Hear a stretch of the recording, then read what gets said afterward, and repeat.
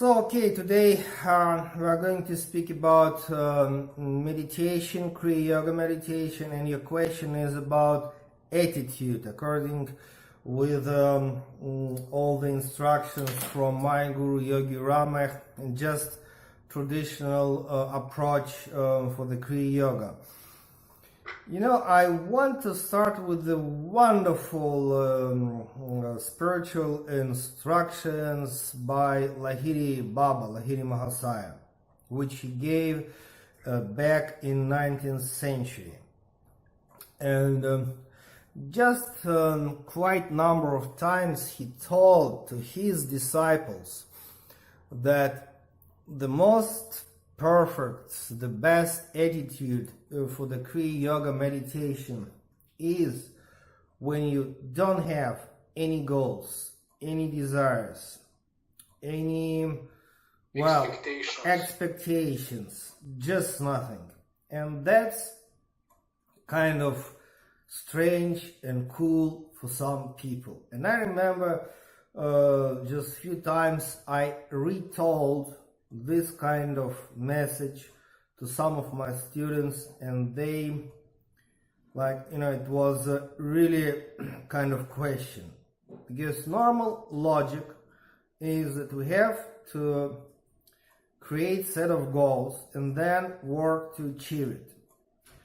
And I may say that we have such a branch in the yoga tradition, which is Sankalpa Yoga. And Sankalpa in Sanskrit means positive intention, and Sankalpa Yoga is the tools, techniques about how to set goals and how to work with a positive intention, and later on how to achieve it. And that's good, because that's human nature. If you wish, let us say, to be healthy, to be creative, to be happy in your family life, to be rich, that's okay. Of course, when we speak about set of goals, it's very important to remember that if you speak about your life purpose, your creative projects, your creativity, that's fine, that's good. And money must be part of this set of goals. The problem is when people take the financial question and put it on the top. That's the problem. But anyway, you see, Sankalpa Yoga is about achievement of something. Creative, social, including good health, good family.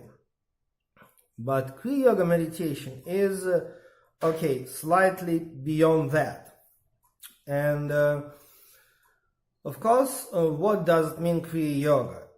Basically, it's not philosophy. Basically, it's a set of techniques. It's tool. Kriya Yoga is tool. It's not philosophy. That's the reason why you can be Christian, Jewish, Hindu, Buddhist, or just New Age person, and you can use meditation of Kriya Yoga as the tool for certain spiritual purposes. It's our most famous Kriya Yoga guru, Yogananda. He was born as the Hindu, then he became Christian, and he wrote and published 2 brilliant books, actually much more than 2, but 2 of them, commentaries to Bhagavad Gita and commentaries to Gospels. From standpoint of Kriya Yoga, he was able to speak about Christian Bible and Vedic philosophy. Absolutely possible, yeah? And so it means, anyway, when we speak about Kriya Yoga, it's tool. It's a bunch of huge, powerful meditation techniques which are about concentration, work with visual stuff, then conscious breathing, etc. But what is the purpose anyway? And then we have to say that spirituality, what does mean spirituality? It means this famous question, who am I? Yeah, no, it's like now more and more, like books, satsangs happen, and people start to think about and discuss about this crucial question, who am I? Like, I want to be happy, I don't want to suffer, I want to be rich, healthy, spiritual, like, whatever. I want to escape from all bad things. But Vedic philosophy take us and bring back one step back, and then say, okay, we don't care that you want to be happy, we don't care that you don't want to suffer, but we have a question, who are you? So it's like one step back, and that's really important, because we have set of goals, we sometimes clear about it, sometimes not. And if we speak about Sankalpa yoga, which is yoga of positive intention, then for sure you must be clear about your goals. But Vedic philosophy, Vedanta, is not interested in your goals, in your happiness, in your suffering. Just step back and then question, who am I? To suffer, to be happy, to be creative. And then naturally the question is philosophical, but answer is not philosophical, it is not intellectual, it's only as a meditation experience. And a huge problem, which is not modern, which is not new one, that people wish to discuss about truth. They forget to meditate. And that's happened now, and that's how it was, let us say, at least 2,000 years ago in India. So what we know about what was the spiritual situation, if we can say, environment like 15 centuries ago, 20 centuries ago, a lot of discussions, philosophical struggle, people come together from different ashrams, different schools, and discuss. The same things happen now. But really mistake is that discussion will not bring us to the understanding, because that's happened only as a result of meditation. And so it means a strange thing that beginning of the process is intellectual and philosophical. Who am I? But the end is in meditation and silence.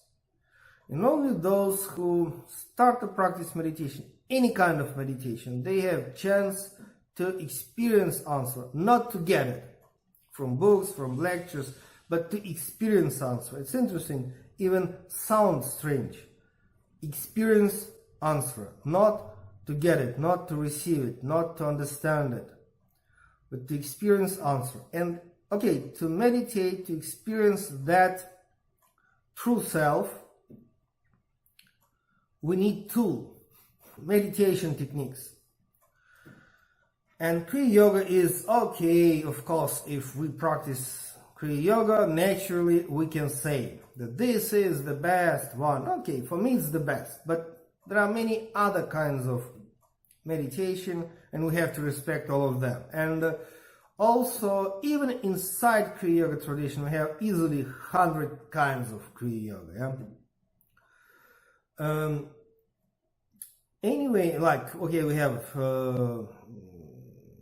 Tantra meditation, Kashmiri Tantra meditation, we have Navanath Sampradaya meditation, we have so many kinds of Raja Yoga meditation. That's all similar systems. But that's interesting that for thousands of years, not for centuries, but for thousands of years, the topmost secret was not philosophy, but tool.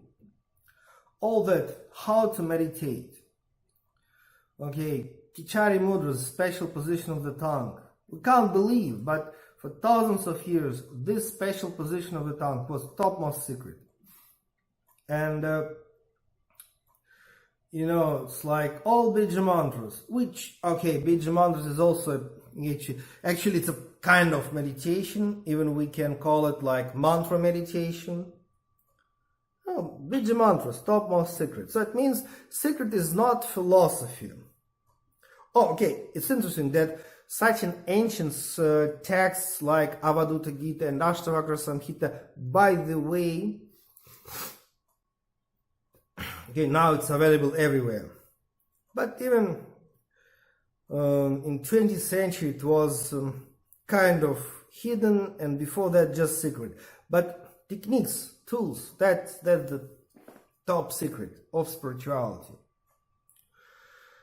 And it's really mystery that in the beginning, okay, you have to ask the question, who am I? Then to practice meditation, and you must desire to experience the answer. Okay, let us say to experience enlightenment, to experience God in your heart. But on the way, even this last desire must disappear. To start this meditation journey, you must to have desire. Okay, to know what does mean truth. But then it must disappear. That's the message from Mahiri Baba, that's the message from Yogi Rama. So it must be no desire, and then only that may happen. But at the same time,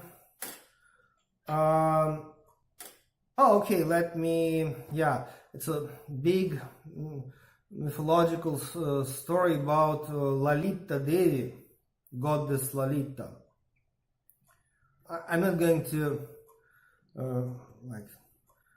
tell the story, it's very long, we can discuss it in the next video, but in the end of this story, okay, Shiva became husband of goddess Lalita, and it was possible for Shiva to become husband of goddess Lalita only when Shiva became Kameshvara. So okay, the symbolism is like that. The goddess Lalita is the main deity of Sahasrara chakra. The Shiva means consciousness. It means, okay, the Shiva as the consciousness may marry Lalita in Sahasrara only if Shiva becomes Kameshvara. And Kameshvara is a wonderful aspect of Shiva, which is like complete freedom from all desires, including desire for enlightenment.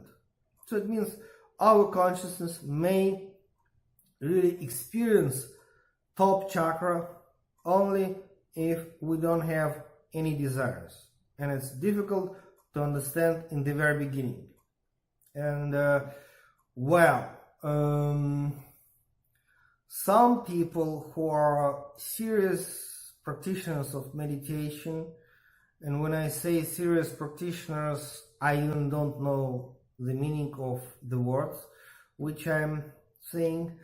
Okay, serious means it's important for them, they practice it every day. So it's possible to say, you know, my friend, you have to be so relaxed. So huge, absolute level of relaxation that even desire for enlightenment must disappear.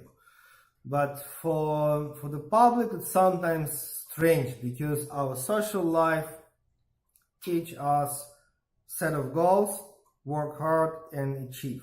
So that's the attitude, at least the top level attitude for the Kriya Yoga meditation. But at the same time, I don't want to deny, okay, that it is possible to practice meditation for just purification of the chakras, just for the balance and harmony in your life.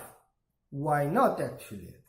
You know, and if somebody may say, okay, I'm not ready for that, I mean to destroy all desires, I have not to speak about enlightenment, I want to be like creative, rich and happy in my family life, and I'm going to practice meditation for that. It's also okay, but just that's certain level.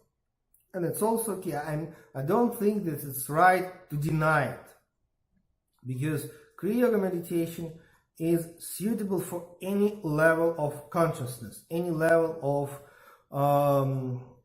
spiritual evolution. So it means on certain level it can be just perfect tool which people can use, to purify chakras. So that's about attitude.